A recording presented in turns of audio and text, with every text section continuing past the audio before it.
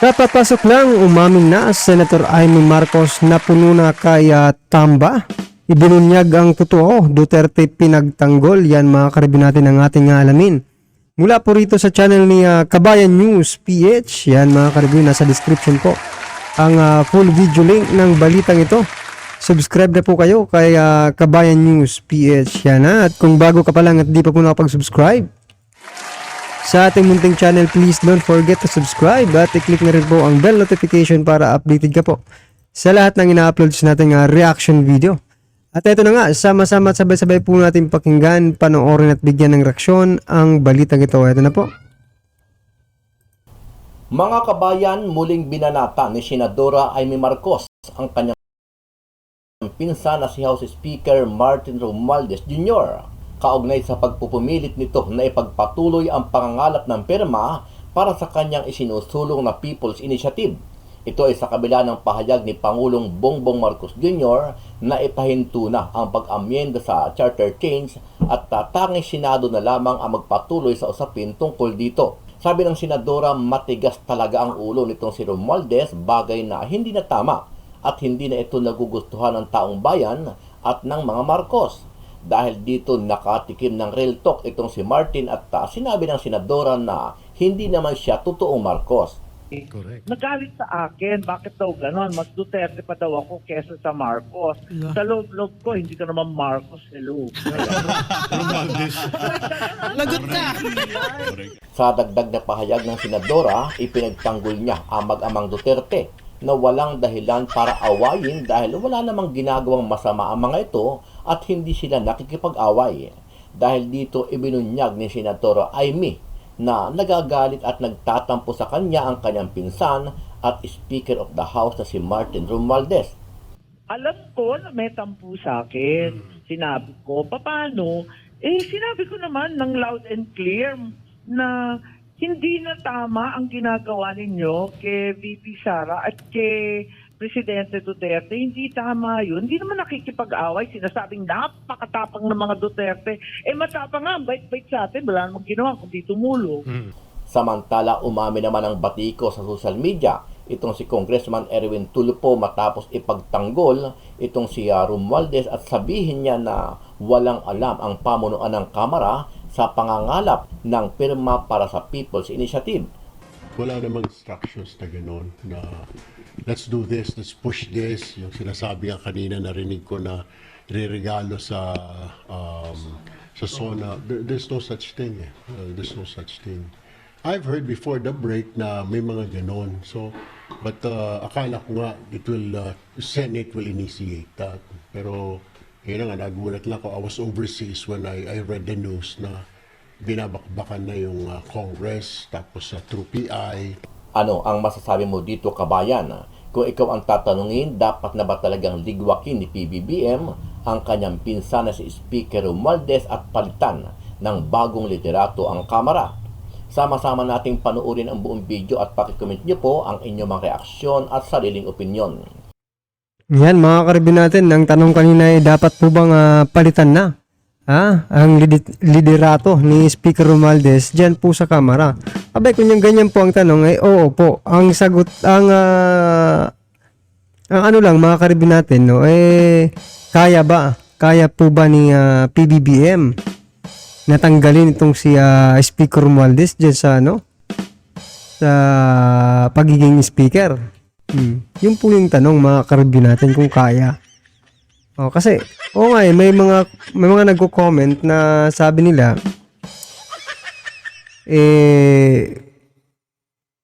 kung wala daw di umano diyan si Speaker Romualdez sa House of Representatives,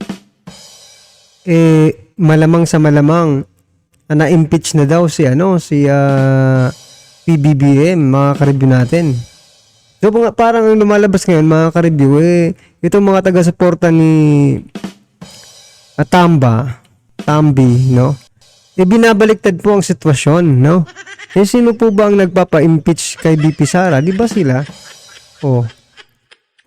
Tapos ngayon may lumalabas ng mga ganyang komento. Di ba?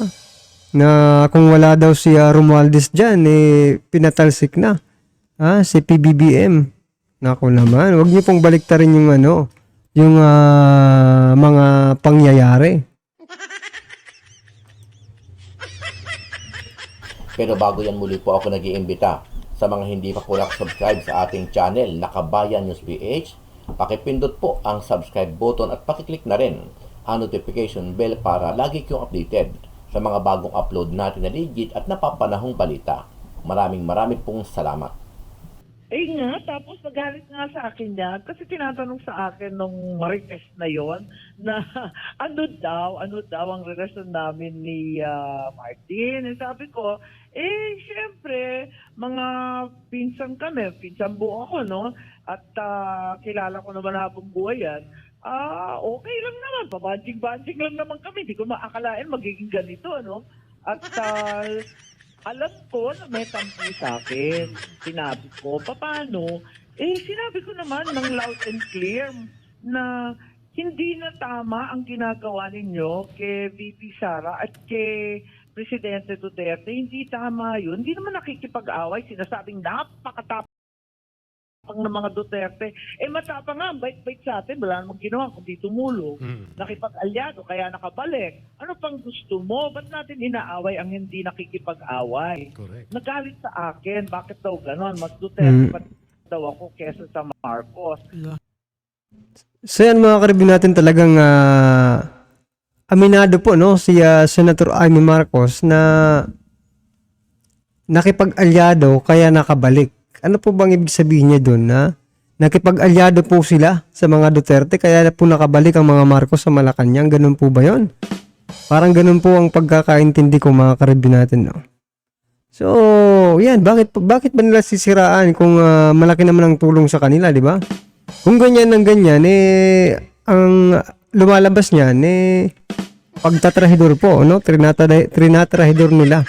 Yung mga totoong tumulong sa kanila nung nakaraang eleksyon. Ako po. Sa loob ko, hindi ka naman Marcos. Hello. Romualdez. Lagot ka! Correct ka dyan. Nagmana kay Doc Lorraine. Ayan naman. Yes, maraming salamat po, Senator. Pero Quotable quote. Yes. Samantala, nanindigan si House Deputy Majority Leader Erwin Tulfo na walang kinalaman si House Speaker Martin Romualdez sa isinusulong na People's Initiative para sa isinusulong na pag-amyenda sa 1987 Constitution.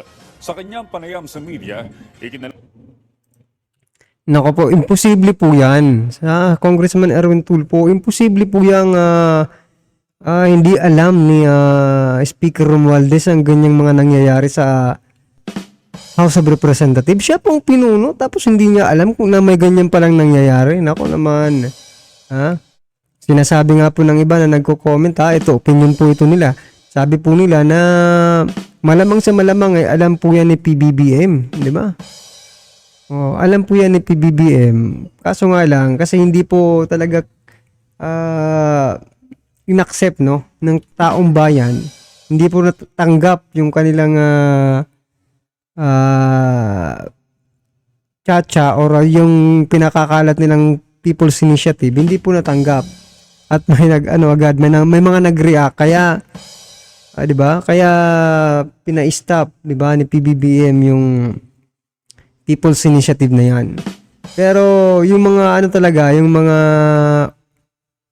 may mga nagko-comment talaga na alam daw di umano ni PBBM itong People's Initiative, no? At hindi lang po kinagat ng taong bayan. Kaya yan, pina-stop.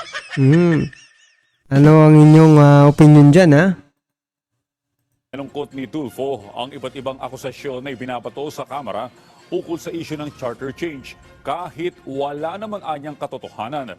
Bukod sa PI, marinding itinanggi ni Tulfo ang kumakalat na naisumunong irigalo ng liderato ng Kamara kay eto nga lang mga pasensya na, putulin ko lang ulit mga karibin natin. Eto nga lang nakakapagtaka din kaya Congressman Erwin Tulfo, mga karibin natin, di ba?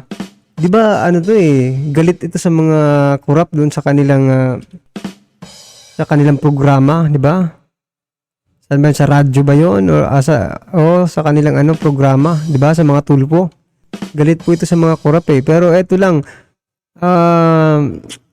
wala tayong narinig na patungkol 'di ba dun sa extraordinary fund na gustong makita ng mga taong bayan yung resibo. Nagsalita po ba itong si Senator Erwin Tulfo? Kasi parang wala, no? O yun lang po yung nakakapagtaka. Galit ka sa mga korap pero ikaw mismo wala kang ginagawa, di ba? Naku naman. Kay Pangulong Ferdinand R. Marcos Jr. ang Chacha para sa State of the Nation Address nito ngayong taon. Git ni Tulfo, bagamat nais ng Kongreso na maisakatuparan ng Chacha, hindi biro ang proseso nito. At sa huli, boses ng masa pa rin ang mananaig. Wala namang instructions na gano'n na let's do this, let's push this. Yung sinasabi nga kanina, narinig ko na regalo sa SONA. There's no such thing. There's no such thing. I've heard before the break na may mga ganon. So, but akala ko nga Senate will initiate that. Teka lang, mukhang magulo yung Sabi niya po, walang ganon. Tapos, narinig niya po, after the break, na ganon nga. Ulitin lang natin, mga karibin natin dito sa part na to. Hindi biro ang proseso nito. At sa huli, boses ng masa pa rin ang mananaig. Wala namang instructions na gano'n na let's do this, let's push this. Yung sinasabi nga kanina, narinig ko na regalo sa SONA. There's no such thing. There's no such thing. There's no such. I've heard before the break na may mga ganon. So yun, mga karibin natin, there's no such thing, but I heard before the break na may mga ganon. So ano ba talaga? Congressman Erwin Tulfo, ano po ba talaga ang totoo? Well, anyway, mga karibin natin, kahit naman kayong lahat dyan na mga kongresista magsalita na hindi talaga yan totoo, booking na po kayo ni Senator Amy Marcos. Kasi di ba nung last time na interview po kay Senator Amy Marcos, sinabi niya po na mga staff, no, yung mga number na nandoon, pag 10 ratio, mga staff ni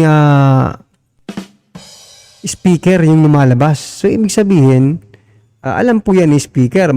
Alangan namang gumalaw yung mga staff niya nang hindi alam ni speaker, di ba? Pagka walang respeto na yon. So, but akala ko nga Senate will initiate that.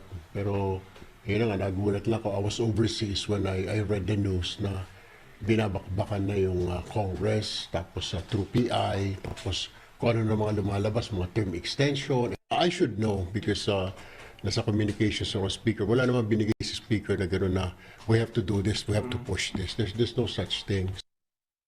No, inakusahan po talaga na si Martin talaga ang Yun nga lang yung problema dito, mga karibin natin, no? Hindi po alam ni Congressman Erwin Tulfo, nasa communication daw siya ni speaker. Ang opinion ko lang dyan, mga karibin natin, nababypass nga yung presidente, ikaw pa kaya na kongresista lang din, di ba? Yung presidente nga natin na babypass pa ni Speaker Romualdez napapabago yung isip. Kayo pa kayang mga kongresista na sunod lang ng sunod kay speaker? Diba?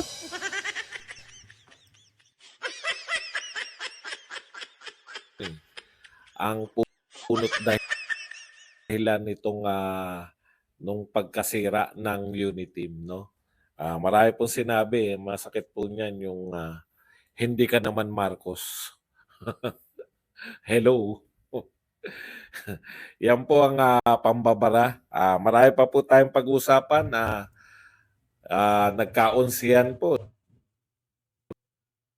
So yan, mga karibin natin, ano po ang inyong opinion doon sa sinabi po ni Sir Badong at ni Senator Amy na hindi ka naman Marcos. Yan napakalaking sampal po nito. Dito kaya Speaker Romualdez, no, mga karibin natin, kasi isipin mo pinsang buo, first cousin, sasabihin hindi, sabagay hindi naman siya Marcos, Romualdez mga karibin natin, di ba? Pero, syempre, mga karbon natin, pinsan yan eh. Diba? Whatever takes, pamilya pa rin yan. Diba? Yun yung sinasabi ng iba eh. Nagdududa rin yung iba dito kay Senator Amy Marcos, diba? Kasi, kontra siya ng kontra dito sa mga kay PBBM, diba? Minsan kumukontra siya at dito, lalo na dito kay Romualdez.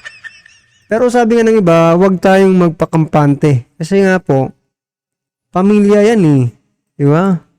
Pamilya pong nila yan. Relatives nila yan. Kaya, tingnan po natin kung ano po ang talaga ang mga posibleng mangyari, diba? Well, anyway, mga ka-review natin, ano man po ang inyong reaksyon, i-comment lang po sa baba. No, yung mga opinion ninyo para malaman po ng ating mga kababayan yung inyo pong nararamdaman patungkol po dito, right? Kung bago ka pa lang at di pa po nakapag-subscribe sa ating munting channel, please don't forget to subscribe at i-click na rin po ang bell notification para updated ka po sa lahat ng ina-uploads nating reaction video at wag din pong kalimutang mag-subscribe kaya Kabayan News PH, yan mga ka-review natin nasa description po ang full video link ng balitang ito. Subscribe na po kayo kay Kabayan News PH. Maraming salamat po.